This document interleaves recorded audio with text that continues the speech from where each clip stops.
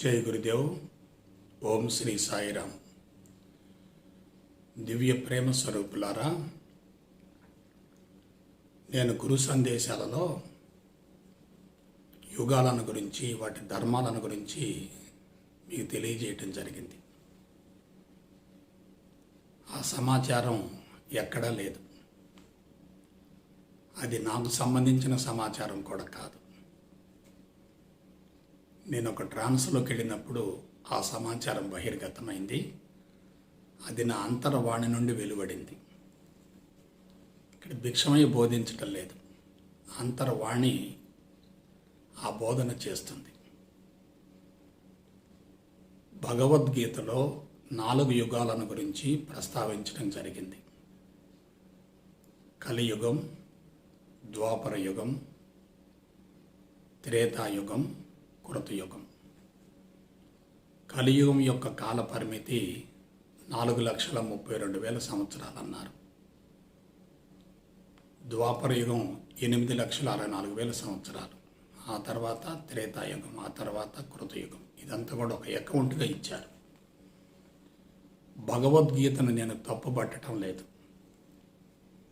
అది మానవ జీవిత రాజ్యాంగం, సర్వవేద సమన్వయం, సర్వయోగ సమన్వయం, సర్వమత సమన్వయం.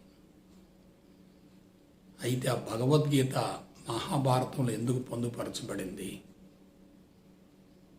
వేదవ్యాస మహర్షి కలియుగ మానవులకు ఉపనిషత్తుల సారాంశం మొత్తాన్ని భగవద్గీతలో పొందుపరచి మహాభారతం మధ్యలో దాన్ని మనకు అందించడం జరిగింది. దానికోసం ఒక ఘట్టాన్ని సృష్టించారు. అదేమిటి? కురుక్షేత్ర సంగ్రామం. కౌరవులు, పాండవులు. కౌరవులు ఎక్కడా లేరు, అవి చెడు సంస్కారాలు. పాండవులు ఎక్కడా లేరు, అవి ఉత్తమ సంస్కారాలు. చెడు సంస్కారాలకి, ఉత్తమ సంస్కారాలకి మధ్య జరిగినటువంటి ఘర్షణే మహాభారత యుద్ధం, కురుక్షేత్ర సంగ్రామం. ఉపనిషత్తుల సారం చాలా స్వచ్ఛమైంది. అది క్రీస్తుకు పూర్వం 6,000 సంవత్సరాల నాడు బహిర్గతం గావించబడింది. వేదవ్యాస మహర్షి మహాభారతాన్ని రచించారు, మహాభాగవతాన్ని రచించారు. కానీ వేదాలను క్రోడీకరించారు. వేదాలకు ఎటువంటి రచయిత లేరు. అందుకే వేదాలను అపౌరుషేయాలు అన్నారు. అపౌరుషేయాలకు ముందు, వేదాలు బహిర్గతం కాకముందు అనుభవసారాన్ని పొందినటువంటి గురువుల ద్వారా శిష్యులకు ఆ సారమంతా అందించబడుతూ వచ్చింది. గురువు నుండి శిష్యులకు అనుసృతంగా అందించబడింది కాబట్టి ఆ సారాంశాన్ని శృతులు అన్నారు. ఆ శృతుల యొక్క రూపాంతరమే వేదం. ఆ వేదం 4 భాగాలకు విభజింపబడింది. ఋగ్వేదం, యజుర్వేదం, సామవేదం, అధర్ణ వేదం. ప్రతి వేదంలో మళ్ళా 4 భాగాలు ఉంటాయి. సంహితము, బ్రాహ్మణము, ఆరణ్యకము, ఉపనిషత్తు. సంహితము, బ్రాహ్మణము, ఆరణ్యకం 3 కూడా భౌతిక ప్రపంచానికి సంబంధించినవి. ఉపనిషత్తుల సారం మాత్రం భగవంతుడికి సంబంధించింది. అటువంటి ఉపనిషత్తుల సారాన్ని మొత్తాన్ని సమీకరించి, క్రోడీకరించి భగవద్గీతగా తయారు చేసి వేదవ్యాసుల వారు మనకు అందించారు. కురుక్షేత్ర సంగ్రామంలో కృష్ణుడు, అర్జునుడు ఇద్దరున్నారు.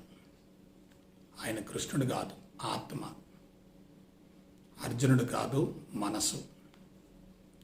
భగవద్గీత ఎలా మొదలైంది? అర్జున విషాద యోగంతో మొదలైంది. ఎలా ముగిసింది? మోక్ష సన్యాస యోగంతో ముగిసింది. అయితే మీరు జాగ్రత్తగా విశ్లేషించండి. ఒక తరం నుంచి మరొక తరానికి ఒక సమాచారం అందుతూ ఉన్నప్పుడు సమాచారం కూడా రూపాంతరం చెందుతుంది. అందువల్ల ఉపనిషత్తుల సారం కూడా ఎంతో కొంత మేరకు భగవద్గీతలో పొందుపరచబడినప్పటికీ అది కూడా రూపాంతరం చెందింది. యుగాలన్నీ కూడా మానవుడి యొక్క ఊహకు సంబంధించినవి. ఇంకొక విషయం కూడా చెప్తున్నాను. వేదవ్యాస మహర్షి స్వచ్ఛంగా అందించినటువంటి భగవద్గీతలో కూడా కాలగమనంలో కొన్ని మార్పులు చేర్పులు జరిగాయి. భగవద్గీతకు అనేక మంది అనేక రకాలుగా వ్యాఖ్యానాలు రాస్తూ ఉన్నారు. అవన్నీ ఒకే రకంగా ఉండడం లేదు కదా. వారి వారి అంతరంగ స్థితిని బట్టి వ్యాఖ్యానాలు బహిర్గతమవుతూ వస్తున్నాయి. అయితే యుగాల గురించి నేను వెల్లడించినటువంటి అభిప్రాయం శాస్త్రీయ ప్రమాణంతో కూడి ఉంది. ఇది కేవలం అందరికీ శాస్త్రయుక్తంగా అందించడం కోసం చేసిన ప్రయత్నమే తప్ప ఇక్కడ వాదనలు ప్రతివాదనలు అనేవి ఉండకూడదు. ఉంటే అది ఆధ్యాత్మికత కానే కాదు. అయితే మానవుడు ఎదిగిన తర్వాత, మానవుడు మహోన్నతుడైన తర్వాత, మానవుడు ఋషిగా మారిన తర్వాత ప్రకృతి సూత్రాలు విశ్వ కదలికలు లీలగా బహిర్గతం గావించబడ్డాయి. ప్రకృతి సూత్రాలు విశ్వ కదలికలు బహిర్గతం గావించబడ్డాయి. ఋషులు కళ్ళు మూసుకొని విశ్వదర్శనం గావించుకొని కొన్ని కీలకమైన రహస్యాలను బహిర్గతం చేశారు. భూమి గుండ్రంగా ఉందని, తన చుట్టూ తాను తిరుగుతూ ఉంటుందని, సూర్యుడు చుట్టూ కూడా తిరుగుతూ ఉంటుందని చెప్పి వాళ్ళు ఎటువంటి పరికరాలు లేకుండా ఆత్మదృష్టి ద్వారా ఈ విషయాన్ని తెలుసుకోగలిగారు. ఈనాడు సైన్సు సాంకేతిక పరిజ్ఞానం మొత్తం పరికరాల ద్వారా, ప్రయోగాల ద్వారా నడుస్తుంది. కానీ ఆనాడు ఎటువంటి పరికరాలు లేవు. మానవ మేధస్సే ఒక పరికరంగా రూపాంతరం చెంది అటువంటి విలువైన సమాచారం బహిర్గతం గావించబడింది. అయితే పగలు రాత్రి రెండు కలిపితే ఒకరోజు. అంటే భూమి తన చుట్టూ తాను ఒక్కసారి తిరగటానికి పట్టేటటువంటి కాల వ్యవధి ఏంటంటే 24 గంటలు. అదే పగలు రాత్రి. అటువంటి ఒకరోజు పగలు రాత్రిగా రూపాంతరం చెందింది. అటువంటి 7 రోజులు కలిస్తే వారం అయింది. 365 రోజులు గడిస్తే సంవత్సరం అవుతుంది. ఆ విధంగా వాళ్ళు గ్రహాలని, ఉపగ్రహాలని, నక్షత్రాలని ఆధారంగా చేసుకొని పేర్లు పెట్టారు. ఆదివారం, సోమవారం, మంగళవారం, బుధవారం, గురువారం, శుక్రవారం, శనివారం వగైరా వగైరా. ఆది అంటే సూర్యుడు, సోమ అంటే చంద్రుడు, మంగళ అంటే అంగారకుడు, బుధ అంటే బుధుడు, గురు అంటే బృహస్పతి, శుక్ర అంటే శుక్రుడు, శని అంటే శని. వాళ్ళు ఒక దూరదృష్టితోటి, లోతైనటువంటి పరిశోధనతో దాన్ని వెల్లడించడం జరిగింది. కాల నిర్ణయం ఎలా జరిగింది? భూమిని ఆధారంగా చేసుకొని, భూమండలాన్ని ఆధారంగా చేసుకొని, భూమి యొక్క పరిభ్రమణాన్ని ఆధారంగా చేసుకొని ఆ కాలం నిర్ణయించబడింది. ఆ విధంగా కలియుగం, ద్వాపర యుగం, త్రేతాయుగం, కృతయుగం 4 యుగాలు వచ్చాయి. అయితే అసలు విషయం ఏంటంటే కృతయుగంలో సత్యవంతమైన జీవితం ఉందని, త్రేతాయుగంలో అధికార దాహం ఉందని, ద్వాపర యుగంలో ఆర్థిక దాహం ఉందని, కలియుగంలో కామదాహం ఉందని చెప్పి అక్కడ ప్రస్తావించడం జరిగింది. ఈ దాహాలు 3 కూడా సత్యంతో కలిసి ఉంటే జీవితం పరిపూర్ణమవుతుంది. సత్యాన్ని పక్కకు తప్పిస్తే ఈ 3 ప్రమాదకరంగా మారతాయి. అది అసలు విషయం. అయితే మనం పరిణామ క్రమాన్ని జాగ్రత్తగా విశ్లేషించేటట్లయితే, భౌతిక పరిణామాన్ని, జీవ పరిణామాన్ని జాగ్రత్తగా విశ్లేషించేటట్లయితే ఈ పరిణామం అనేది ఎక్కువగా భూమండలంలో జరిగింది. భూమండలానికి స్వతంత్ర ప్రతిపత్తి ఉంది. భూమికి గురుత్వాకర్షణ శక్తితో పాటు అయస్కాంత శక్తి కూడా ఉంది, ఆకర్షణ శక్తి కూడా ఉంది. మిగతా గ్రహాల్లో, ఉపగ్రహాల్లో అటువంటి విధానాలు ఉన్నట్లుగా రుజువులు, ఆధారాలు లేవు. మరొక విషయం ఏంటంటే, ఈ ఆకర్షణ శక్తి వలన, అయస్కాంత శక్తి వలన భూమి చుట్టూ వాతావరణం ఏర్పడింది. దాన్ని అట్మాస్ఫియర్ అంటారు. ఏర్పడినటువంటి వాతావరణంలో నిరంతర మార్పులు జరుగుతూ ఉంటాయి. ఆ మార్పులనే భౌతిక పరిణామము అంటారు. ఆ మార్పుల యొక్క పర్యవసానంగా జీవజాతులు వచ్చాయి. జీవుల్లో జరిగేటటువంటి మార్పులనే జీవ పరిణామం అంటారు. మనం భూమండలంలో జరిగేటటువంటి పరిణామాన్ని జాగ్రత్తగా విశ్లేషించేటట్లయితే అది 4 భాగాలుగా ఉంటుంది. ఒకటి పంచభూతాలతో కూడినటువంటి కాలం, వృక్ష సముదాయం ఆవిర్భవించినటువంటి కాలం, జంతువులు ఉత్పన్నమైనటువంటి కాలం, మానవుడు వెలుగులోకి వచ్చినటువంటి కాలం. పంచభూతాలు, వృక్షాలు, జంతువులు, మానవుడు. పంచభూతాలు ఉన్నంత కాలం భూమండలం చాలా ప్రశాంతంగా ఉంది. పంచభూతాలు ఉన్నంతకాలం భూమి కూడా సూర్యుడు చుట్టూ తిరుగుతూ ఉంది, ఎటువంటి ఇబ్బంది లేదు. పంచభూతాల యొక్క సంకల్పాలు మొత్తం భగవంతుని ఆదేశాలకు అనుగుణంగా ఉన్నాయి. అదే వృక్షాలను తీసుకుంటే వీటికి సొంత సంకల్పాలు ఉన్నాయి, భగవంతుడి ఆదేశం నుంచి కొద్దిగా దూరం అయ్యాయి. ఇవి పంచభూతాలకి ఇవ్వవు, పంచభూతాలను స్వీకరిస్తాయి. అదే జంతువులను తీసుకుంటే స్వతంత్ర ప్రతిపత్తి ఎక్కువగా ఉంటుంది, భగవంతుడి ఆదేశాలకు ఇంకా దూరం అవుతాయి. ఇవి వృక్ష సంపద మీద ఆధారపడతాయి. అదే మాంసాహార జంతువులు అయితే శాకాహార జంతువుల మీద ఆధారపడతాయి. ఇక్కడ హింస మొదలైంది. జంతు ప్రవృత్తి తారాస్థాయికి చేరింది. శారీరక సుఖం ముఖ్యమనే భావంతో ఆహారం కోసం, నిద్ర కోసం, మైదనం కోసం వెంపర్లాడాయి. ఇక మానవుడిని తీసుకోండి. భగవంతుడి కంటే భిన్నమైనటువంటి సొంత ప్రపంచం ఉంది. అదే అహంకారం. ఈ అహంకారానికి మూలం ఏంటంటే తెలివి, మేధా సంపత్తి. తెలివి, మేధా సంపత్తి బాగా ఉన్నాయనుకోండి, సొంత కోరికలు, ఆశయాలు, సంకల్పాలు, గమ్యాలు, లక్ష్యాలు, ప్రణాళికలు, పథకాలు వగైరా వగైరా వగైరా. ఇదంతా ఏమిటి? మాయ. కాబట్టి మానవుడికి మాయ ఎక్కువగా ఉంది,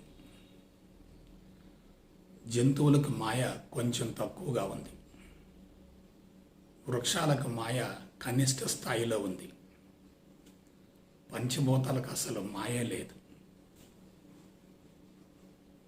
ఇదంతా ఇవల్యూషన్, పరిణామ క్రమం. దీని గురించి లోతైన పరిశోధనలు జరిగాయి, రుజువులు, ఆధారాలతో సహా నిరూపించబడ్డాయి. సైన్స్ పరమైనటువంటి అంశాలు ఆధ్యాత్మికతకు జోడించబడకపోతే నవీన మేధస్సులు వాటిని స్వీకరించవు. భగవద్గీత కానీ, వేదాలు కానీ, ఉపనిషత్తులు కానీ బహిర్గతమైనటువంటి కాలం వేరు, నేటి కాలం వేరు. ఈనాడు మానవుడు రుజువులు, ఆధారాలు కోరుకుంటున్నాడు. ఈ పరిణామ క్రమాన్ని అంచనా వేయండి. పంచభూతాలు అది కృతయుగం, వృక్ష జాతులు త్రేతాయుగం, జంతు సామ్రాజ్యం ద్వాపర యుగం, మానవ జీవితం కలియుగం. మానవుడు భూమండలం మొత్తాన్ని కలుషితం చేస్తున్నాడు. ఇది కూడా చాలదని చెప్పి అంతరిక్షాన్ని కూడా కలుషితం చేస్తున్నాడు. వీటన్నిటి పర్యవసానంగా ఇతను సాధించింది ఏమిటి? ఆనందాన్ని పోగొట్టుకుంటున్నాడు, ప్రశాంతతను పోగొట్టుకుంటున్నాడు, ఆరోగ్యాన్ని పోగొట్టుకుంటున్నాడు, ఆయువును పోగొట్టుకుంటున్నాడు. అదే కలి ప్రభావం అంటే. కలి అంటే ఎవరు? మాయే. కాబట్టి సంవత్సరాలు కాలపట్టి కన్నా కూడా పరిణామ క్రమాన్ని గురించి జాగ్రత్తగా విశ్లేషించుకుంటే ఇప్పుడు మానవుడు నివసిస్తున్నది కలికాలంలో. అంటే ఏమిటి? సత్యాన్ని, ధర్మాన్ని విస్మరించాడు. అధికారం కోసం, ధనం కోసం, కామం కోసం విపరీతంగా పరితపిస్తున్నాడు. కామం కోసం పరితపిస్తూ ఉంటే శూద్ర లక్షణం. ఆర్థిక వనరుల కోసం ఆరాటపడుతూ ఉంటే వైశ్య లక్షణం. అధికారం కోసం వెంపర్లాడుతూ ఉంటే క్షత్రియ లక్షణం. ఈ మూడు ఉన్నంత వరకు మనిషికి బ్రాహ్మణత్వం సంక్రమించే ప్రసక్తే లేదు. కాబట్టి నెగిటివ్ ఫోర్సెస్ బాగా పెరుగుతున్నప్పుడు అదే మోతాదులో పాజిటివ్ ఫోర్సెస్ ఉత్పన్నమైనప్పటికీ నెగిటివ్ ఫోర్సెస్ ప్రభావం తారాస్థాయిలో ఉంది కాబట్టి పాజిటివ్ ఫోర్సెస్ ఆ నెగిటివ్ని ఎదుర్కోలేకపోతున్నాయి. మరి దీనికి పరిష్కారం ఏమిటండి? ఈ నెగిటివ్ ఫోర్సెస్ ఎక్కువగా తారాస్థాయికి చేరటానికి మూల కారణం మనుగడ కోసం పోరాటం. వనరులు తరిగిపోతూ ఉన్నాయి, కోరికలు పెరుగుతూ ఉన్నాయి, అవసరాలు పెరుగుతున్నాయి. అవసరాలు తీరకపోతే మనిషి అసంతృప్తిగా ఉంటాడు. అటువంటి అవసరాలు తీర్చడానికి వనరులు సరిపోవటం లేదు. మరి పరిష్కారం ఏమిటి? ప్రకృతే పరిష్కారాన్ని చూపుతుంది. ఎలా? భగవంతుడికి అనుగుణంగా, ప్రకృతికి అనుగుణంగా జీవించే వాటిని అది రక్షించుకుంటుంది, కాపాడుకుంటుంది. ప్రకృతికి విరుద్ధంగా, అధర్మంగా, అసత్యంగా జీవించే మానవుల్ని అది ముందు హెచ్చరిస్తుంది, తర్వాత శిక్షిస్తుంది, తర్వాత భక్షిస్తుంది. నేను ఒకే ఒక సొల్యూషన్ చెప్తాను. కొన్ని వందల సంవత్సరాల తర్వాతనైనా జనాభా విపరీతంగా పడిపోతుంది. వనరులు పుష్కలంగా ఉంటాయి, మిగులుగా ఉంటాయి. వనరులు పుష్కలంగా ఉన్నప్పుడు, ఎక్కువ మోతాదులో ఉన్నప్పుడు ఆరాటం, పోరాటం ఎందుకు ఉంటాయి?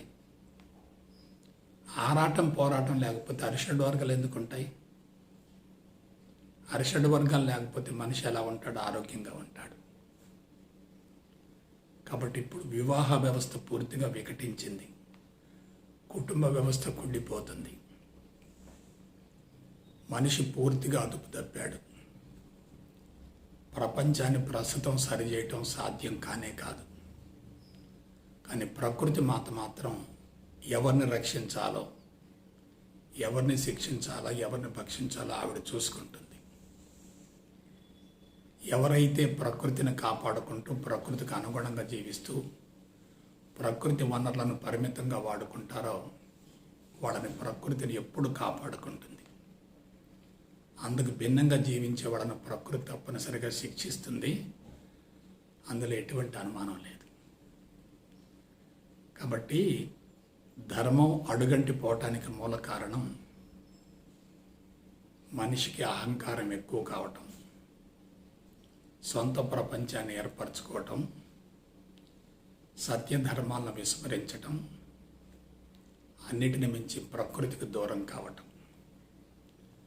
కాబట్టి యుగాలు ఉన్నాయా లేవా, ఎలా ఉన్నాయి, ఎంతకాలం ఉన్నాయి అనే విషయాన్ని పక్కన పెట్టండి. అసలు నీవు ఎదుర్కొంటున్నటువంటి సమస్యలకి, కష్టాలకి, బాధలకి, ఇబ్బందులకి, రుగ్మతలకి మూల కారణం ఏమిటి అనే దాని గురించి ఆలోచించండి. పరిష్కారం దిశగా అడుగులు వేయండి. సత్యమో ధర్మమో రెండు ఉన్న చోటనే దివ్యత్వం ఉంటుంది. అయితే చివరిగా ఒక మాట చెప్తాను. సత్యము అంటే భగవంతుడు, ధర్మం అంటే ఆ భగవంతుడి నుంచి ఆవిర్భవించినటువంటి ప్రకృతి. ప్రకృతికి అనుగుణంగా జీవించే ప్రతి వ్యక్తి ధర్మాన్ని ఆచరిస్తున్నట్లే. ధర్మంగా ఆచరించగలిగితే దివ్యత్వాన్ని అందుకునే అర్హత ఉంటుంది. కాబట్టి ధర్మాన్ని గురించి శాస్త్రయుక్తంగా తెలుసుకొని ఆచరించి దివ్యత్వాన్ని అందుకొని మీ జీవితాలను సార్థకం చేసుకోవాలని, సద్వినియోగపరచుకోవాలని మనస వాచ కర్మణ కోరుకుంటూ సెలవు తీసుకుంటా. జై గురుదేవ్, జై గురుదేవ్, జై గురుదేవ్.